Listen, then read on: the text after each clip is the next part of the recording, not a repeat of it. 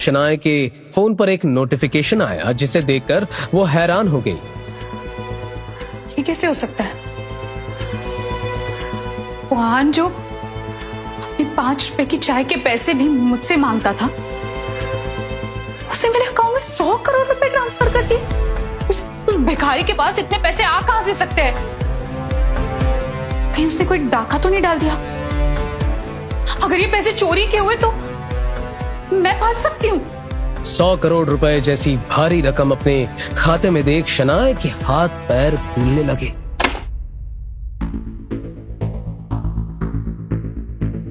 उसकी secretary cabin के अंदर आई और शनाया के हाथ में एक लाल लिफाफा थमा दिया जिसके ऊपर लिखा था आखिरी सलाम। शनाया ने जैसे ही वो लिफाफा खुला, वो उसके अंदर रखे पेपर पढ़कर सर से पैर तक हिल गई।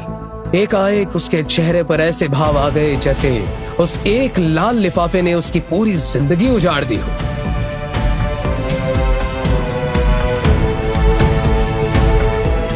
एक तरफ तो शनाया इस बात से हैरान थी कि पिछले 3 सालों तक उसके टुकड़े पर पलने वाले आहान के पास अचानक से 100 करोड़ रुपए कहां से आए, तो वहीं दूसरी ओर वो लाल लिफाफा जिस पर आखिरी सलाम लिखा था, उसने तो शनाया के गुस्से को 7वें आसमान पर पहुंचा दिया।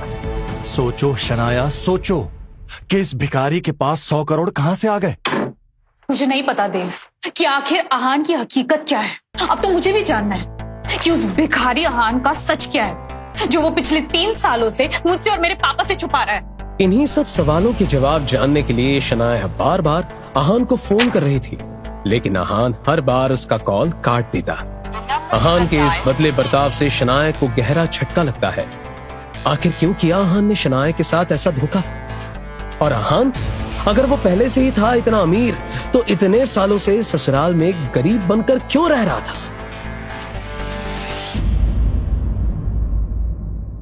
क्या वो शनाया को किसी जाल में फंसाना चाहता था, या इससे भी बड़ा है उसका मकसद? इन सभी राज से पर्दा उठाने के लिए अभी नीचे दिए गए लिंक पर क्लिक करें। अभी डाउनलोड करें पॉकेट एफएम और फ्री में सुने सीक्रेट अमीरजादा के सारे एपिसोड्स। या फिर यहीं हमारे साथ जाने इस दिलचस्प कहानी में आगे और कौन से मोड़ हैं।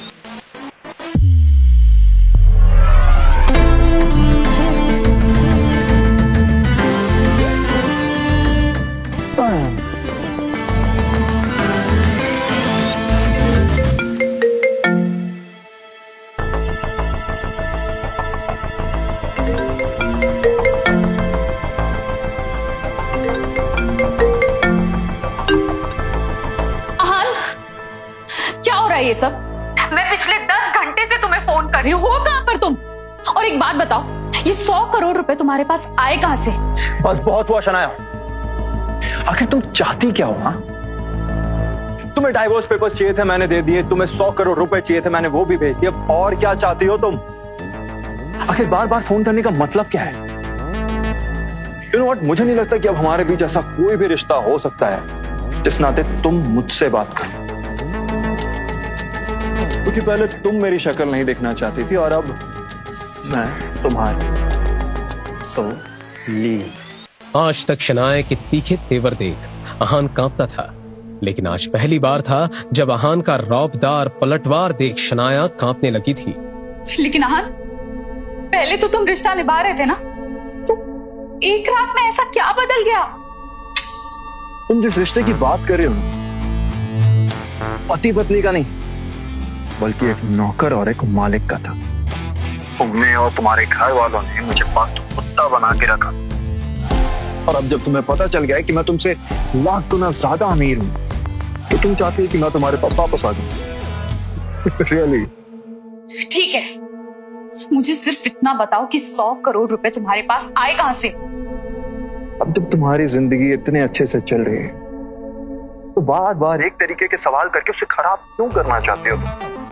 एंड बाय द वे, जाओ और अब ऑफिस के कैबिन में छिप छिप कर नहीं, खुले आसमान के नीचे अपने उस आशिक देव के साथ अय्याशी करो। हाँ, मैं जानता हूं कि एक बार हम दोनों को साथ में मिलना होगा कोर्ट में पेश होने के लिए, क्योंकि तभी हमारा डाइवोर्स हो पाए। वही हमारी आखिरी मुलाकात होगी, और उसी दिन तुम्हें तुम्हारे सारे सवालों के जवाब मिल जाएंगे। You get that? ठीक है, अगर तुमने ऐसा सोचा है ना तो ऐसा ही सही, लेकिन कल सबसे पहले ऑफिस आकर मिलो मुझसे, उसके बाद हम जाएंगे कोर्ट। इतना तो तुम कर ही सकते हो ना मेरे लिए। ठीक है, कल सुबह तुमसे मिलता हूं। शनाया का आज का दिन बहुत खराब था। ऐसे में वो शाम परिवार के साथ बिताना चाहती थी। यही सोच रात में शनाया पूरे परिवार के साथ डाइनिंग टेबल खाना खाने के लिए बैठी। इसी दौरान शनाया के पापा शेखर गिल खाना लेकर आए और टेबल पर सेट करना शुरू कर दिया। शनाया ने पहली बार अपने पापा को इतना काम करते हुए देखकर कहा, पापा घर में नौकर नहीं है क्या? आप क्यों ये सब कर रहे हैं? बैठिए ना हमारे साथ खाना खाइए। कंपनी से रिटायरमेंट लेने के बाद से ये काम मैं रोज करता हूँ। आज किया तो उसमें क्या बात है?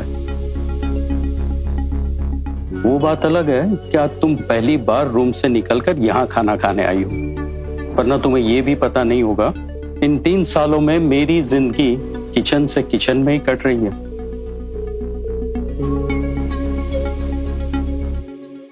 क्या चाहते हो? बेटी के सामने ऐसी बातें क्यों कर रहे हो? क्या हमने तुमसे कहा है किचन में रहने के लिए पूरा दिन?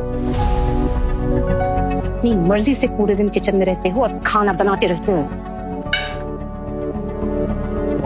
जिस तरह से अहान घर में नौकरों की तरह काम करता था, उसी तरह शेखर गिल को भी शनाया की मां यामिनी ने घर का नौकर बना रखा था। ऐसे में पूरे घर के लिए खाना बनाने की जिम्मेदारी उन्हीं की थी। लेकिन आज अचानक से अहान के चले जाने से शेखर को गहरा सदमा लगा था, जिसके कारण वो चुप नहीं रह सकते थे। उन्होंने पहली बार अपना गुस्सा दिखाते हुए कहा, हाँ, मैं अपनी मर्जी से किचन में रहता हूँ। यहाँ बाहर तो चुगलियों के अलावा कुछ नहीं होता है। तुम माँ बेटी का सिर्फ एक ही लक्ष्य है, ना खुद खुश रहना, ना अहान को और मुझे रहने देना। हर बात गलत, बदतमीजी से पेश आना, इंसान को इंसानी ना समझना। यहाँ हर कोई अहान को गालियां देता रहता है या उसे जलील करने का मौका तलाश करता है। रिटायरमेंट के बाद मेरी एकलौती बेटी, वो भी मेरी नहीं रही। उसे भी अपने बाप से ज्यादा अपनी कंपनी में समय बिताना अच्छा लगता है। एक लंबे समय बाद अपनी बेटी शनाया से बात करते हुए शेखर गिल के अचानक आंसू निकल गए और वो रोते हुए सीधा किचन की तरफ चले गए। ये सब क्या चल रहा है? आप दोनों पापा के साथ ऐसा व्यवहार क्यों कर रहे हैं? उन्हें चैन से क्यों नहीं जीने देते? तुम कब से मर्दों के बारे में इतना सोचने लगी? और तुमने तो खुद अपने पति को अपना नौकर बना के रखा था ना? क्या उस वक्त तुम्हें ये बात याद नहीं आई? अहान और मेरी शादी जोर जबरदस्ती से हुई थी। ना ही अहान इस शादी से खुश था और ना ही मैं। और वो जो कुछ भी मेरे लिए करता था सब अपनी मर्जी से करता था। मैंने उसे कभी मेरा नौकर बनने के लिए नहीं कहा। वो तो माँ ही उसे जबरदस्ती टिफिन देकर मेरे ऑफिस भेज देती थी। शाम तक जब मैं आती थी वो खुद ही मेरा कमरा साफ कर देता था। आप लोगों की तरह मैंने उस पर कभी भी काम नहीं थोपा। ये कहकर शनाया ने अपनी प्लेट्स उठाई और अपने पापा से मिलने किचन में चले गई, जिन्होंने इतनी मेहनत से खाना बनाया था।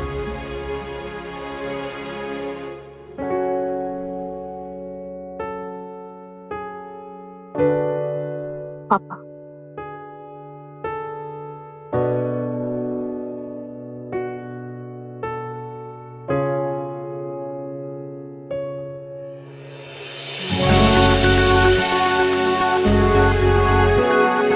सॉरी पापा। ऑफिस के काम और तमाम चीजों में ना मुझे याद ही नहीं रहा कि मैं आपको भूल गई। मुझे माफ कर दीजिए पापा। और अब हम साथ में खाना खाएंगे। एक अरसे बाद बेटी को अपने पास इस तरह बैठे देख शेखर गिल की आंखें फिर से नम हो गई।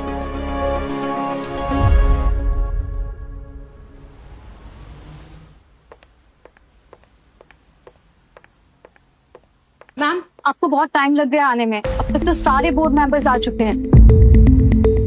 और वो देव सर, वो तो सबको आपके खिलाफ भड़का रहे हैं। सारे बोर्ड मेंबर्स? शनाया को एक झटके में देव की पूरी चाल समझ में आ गई। वो समझ गई थी कि जरूर देव के हाथ वो लाल लिफाफा लग गया है। ऐसे में उसने एक सेकंड नहीं गवाया और सीधा देव के पास पहुंच गई।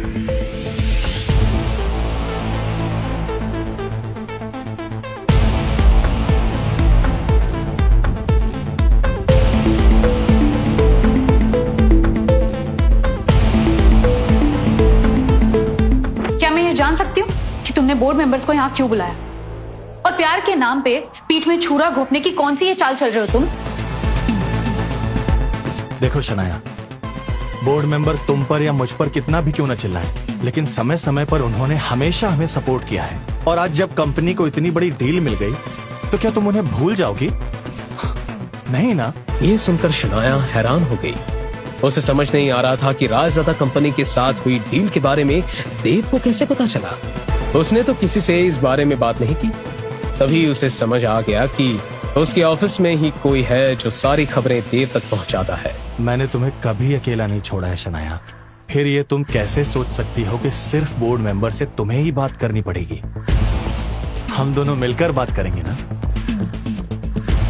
आखिर स्किल कॉर्पोरेशन में मेरा भी तो कुछ हक बनता है। देव की ये बात सुनते ही शनाया को यकीन हो गया कि देव के हाथ वो लाल लिफाफा लग चुका है। ऐसे में वो अब देव के हाथों की कठपुतली है। लेकिन फिलहाल उसने देव की बातों का कोई जवाब नहीं दिया और सीधा बोर्ड मेंबर से बात करने चली गई।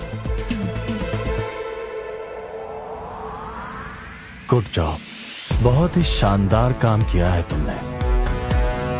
इसके लिए तुम्हें बहुत अच्छा इनाम भी मिलेगा। बस इसी तरह स्किल कॉर्पोरेशन की सारी खबरें मुझे देते रहो। फिर एक दिन तुम और मैं मिलकर इस कंपनी पर राज करेंगे।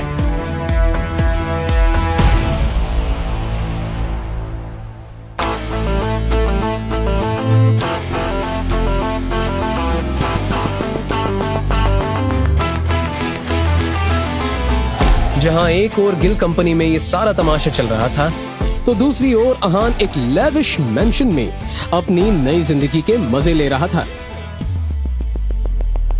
उसे अपने फोन का भी होश नहीं था। उसका फोन बिस्तर के नीचे पड़ा हुआ था और काफी देर से बजते बजते स्विच ऑफ हो गया था। 3 सालों की मदहोशी के बाद वो ऐसे नींद के गहरे आगोश में था जहां उसे सब सपना लग रहा था।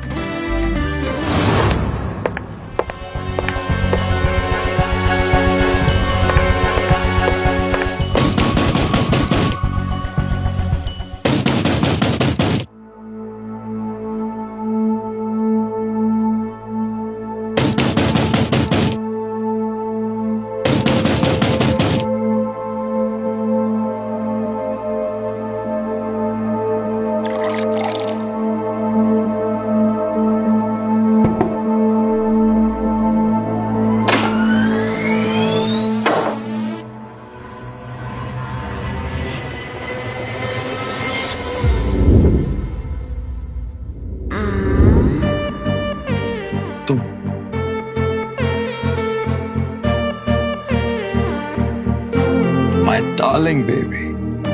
Long time. No see.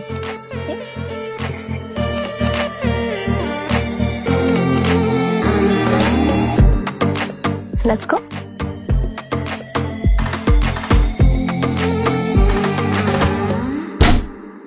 उस परिवार में मुझे तुम्हारे अलावा किसी पर भरोसा ही नहीं था, और तुमने भी इन 3 सालों में मुझे एक बार कांटेक्ट करने की कोशिश नहीं की। उन्हें भरोसा भी तो सिर्फ तुम पर है, इसीलिए तुम अपने एक लौते वारिस को बेघर कर उन्होंने अपना सारा बिजनेस तुम्हारे हाथों में दे दिया। एंड यू नो व्हाट, ये जानकर मुझे बहुत खुशी होती है कि तुमने उनका बिजनेस बहुत अच्छे तरीके से संभाल रखा है। अब वो उनका नहीं तुम्हारा बिजनेस है, क्योंकि अगर कमान मेरे हाथ में है तो पक्का उसकी आखिरी छोर तुम तक ही जाएगी। सामने बैठी नताशा की ये बात सुनकर अहान चौंक उठा और उसने कहा, सच बताओ नताशा, डैड बिना किसी शर्त के मान गए या तुम उन्हीं की शर्त को मेरे पास ऑफर लेकर आई? क्योंकि अगर ऐसा है तो दरवाजा सामने है, तुम दफा हो जाए यहां से, क्योंकि मैं उनकी बात कभी नहीं मानूंगा। फिर चाहे वो मुझे जिंदा मार दे या मुझे दर दर भीख मांगने पर मजबूर कर दे। शांत हो जाओ आहान। और क्या शनाया गिल के घर नर्क जैसे 3 साल बिताकर अभी तुम्हारा मन नहीं भरा, जो अभी भी डैड के सामने अकड़ दिखाने पर अड़े हो? वैसे भी तुम जानते हो कि डैड इतनी आसानी से नहीं मानते। फिलहाल उन्होंने गिल कॉर्पोरेशन को एक नया काम देने की कोशिश की है। शायद इसी बहाने वो शनाया और तुम्हें एक बार फिर एक साथ खड़ा करना चाहते हैं। अब मैं नहीं जानती कि इसके पीछे उनकी कौन सी नई चाल है, क्योंकि वो शनाया को पसंद तो नहीं करते, लेकिन फिर भी तुम्हारी शादी को बचाने की कोशिश कर रहे हैं। नताशा का आहान के परिवार के साथ क्या रिश्ता था, ये कोई नहीं जानता था। हाँ, लेकिन ये सच था कि नताशा आहान के पापा को सारी दुनिया के सामने डैड कहकर ही बुलाती थी, जिसके चलते जब भी नताशा की कोई तस्वीर आहान के परिवार के साथ छपती तो देश ही नहीं बल्कि विदेशों में भी उसके रायज़ादा परिवार के नाजायज औलाद होने की अफवाहें तूल पकड़ने लगती। वहीं अब आहान के एक बार फिर से रायज़ादा परिवार में लौटने की खबर ने पूरे देश की इकोनॉमी को हिला दिया था। हर कोई हैरान था कि 3 साल पहले लापता हुआ रायज़ादा परिवार का बेटा आखिर इस तरह अचानक कैसे लौट आया। सच जरा सा अलग है नताशा। एक्चुअली शनाया की बहन और उसकी मम्मी की गालियों को सुन सुनकर मेरा पेशेंस लेवल जो है वो बहुत बढ़ गया है, और उनके दिल में मेरे लिए नफरत और गुस्सा है, ये बहुत क्लियर है। लेकिन मुझे इससे कोई शिकायत नहीं। एक बात याद रखना, मैं तुम्हारे और डैड के जाल में नहीं फंसने वाला। लेकिन अगर तुम लोगों ने मेरे ऊपर कोई दबाव बनाने की कोशिश की ना, देन ट्रस्ट मी, इस बार मैं इतनी दूर चला जाऊंगा कि पूरी दुनिया की पुलिस मेरे पीछे लगा लोगी ना तो भी मुझे ढूंढ नहीं पाओगी। मैं जानती हूँ, तुम अपने डैड की असलियत भी जानते हो और इस कंपनी की जरूरत भी। लेकिन अगर पावर चाहिए तो आजादी के साथ साथ जिंदगी के कुछ सच से भी समझौता करना पड़ेगा। नताशा, फिलहाल मैं इस मुद्दे पर कोई बात नहीं करना चाहता, क्योंकि जब भी ये सारी बातें होती हैं मुझे डैड की बेवफाई याद आ जाती है जो उन्होंने मेरी मां के साथ की थी, जिसका नतीजा। बस आहान, बहुत बोल चुके हो तुम। सच वो आग है जिसके भी हाथ पे रखो वो चिल्लाएगा ही। खैर तुम ये सब छोड़ो, जो प्लान मैंने तुम्हें बोला है उसे एक्टिवेट करो बहुत जल्दी। गिल कॉर्पोरेशन को अपने हाथ में लेने का वक्त आ गया है। आहान अभी नताशा को शनाया की कंपनी को लेकर अपनी अगली चाल बताता ही है कि उसी वक्त नताशा के फोन पर एक मैसेज आया। उसे किसी ने वीडियो मैसेज भेजा था। डाउनलोड करके वीडियो देखा तो सीसीटीवी वीडियो में गिल कॉर्पोरेशन के कॉन्फ्रेंस रूम में सभी बोर्ड मेंबर्स बैठे हुए नजर आ रहे थे। आहान, लो, आ गया तुम्हारा पैगाम। अब शुरू करते हैं अपना मिशन शनाया। ध्यान से नताशा, क्योंकि एक भी गलती हम पर उल्टी पड़ सकती है। अगर मेरे सामने आने से पहले मेरा राज सबके सामने खुल गया तो सब कुछ बर्बाद हो जाएगा। दिल भी हाथ नहीं आएगा और रायज़ादा भी डूब जाएगा। तो थोड़ा संभल कर। All the best. आहान की बात सुनकर नताशा उसके कमरे से बाहर आ गई। बाहर निकलते ही उसने एक नंबर डायल किया। तभी उसका असिस्टेंट दौड़ता हुआ आया और एक फाइल उसे दी। इस फाइल में पूरी रिपोर्ट प्रूफ के साथ है। आहान पर हुए एक जुल्म का बदला लूंगी। जी मैम, अगर वो लोग इस डील से नहीं माने तो उनके खिलाफ किए हुए सारे कामों की चार्जशीट है इसमें, जिसे हम हुक्म की तरह उनके सामने पेश कर सकते हैं। गुड जॉब, इसका तुम्हें रिवॉर्ड मिलेगा। नताशा ने फाइल देखते हुए शैतानी मुस्कुराहट के साथ कहा, शनाया, जुल्म है जितने दिन और रात के, लूंगी बदले सब गिन गिन के। मेरा भाई अच्छा इंसान है, लेकिन इंसानियत तो मैं सिखाऊंगी तुम लोगों को। तुमने और तुम्हारी फैमिली ने जो कुछ भी किया है मेरे भाई के साथ, उसका हिसाब देने के लिए तैयार रहो। नताशा के निकलने के करीब 1 घंटे बाद आहान के फोन पर नताशा का मैसेज आया। जिसे देखकर अहान जोर जोर से हंसने लगा।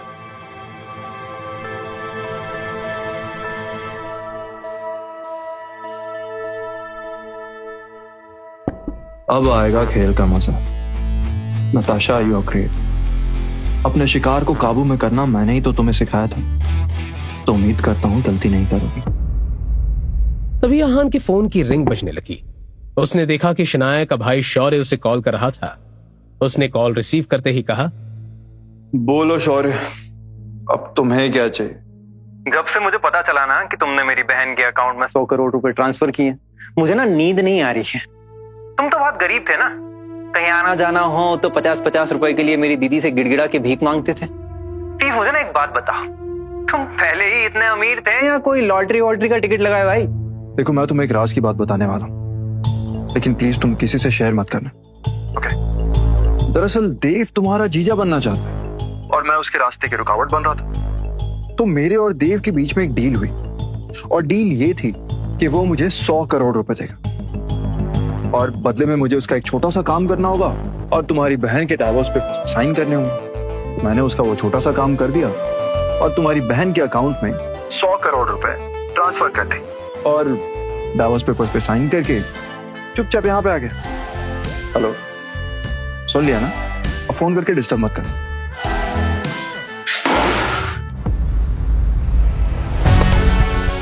वहीं दूसरी तरफ नताशा अपने साथ आए 2 गार्ड के साथ गिल कॉर्पोरेशन के ऑफिस में एंटर हुई।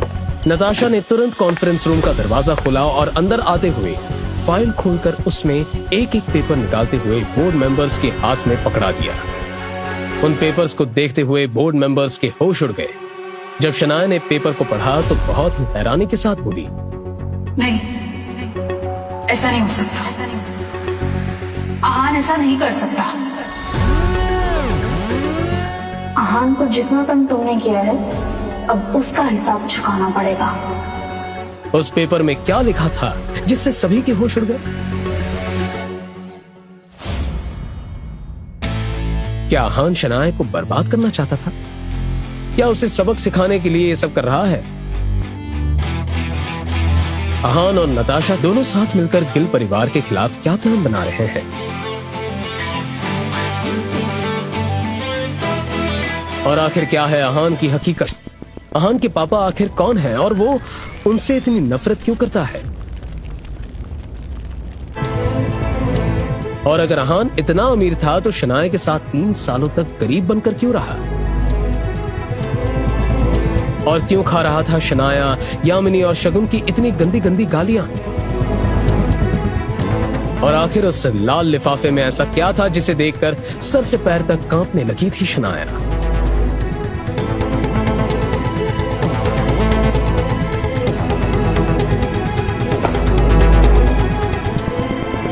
शनाया, अब तुम्हारे भाई। इन सवालों ने इंडिया से लेकर अमेरिका तक सभी की नींदें उड़ा रखी हैं। इनका जवाब जानने के लिए लोग खर्च कर रहे हैं मोटी रकम, लेकिन आप इस सस्पेंस से पर्दा उठा सकते हैं बिना एक भी पैसे खर्च किए। इसके लिए नीचे दिए इंस्टॉल बटन पर क्लिक करके अभी डाउनलोड कीजिए पॉकेट FM और सुनिए रोंगटे खड़े कर देने वाली ऑडियो सीरीज सीक्रेट अमीरजादा, वो भी बिल्कुल फ्री।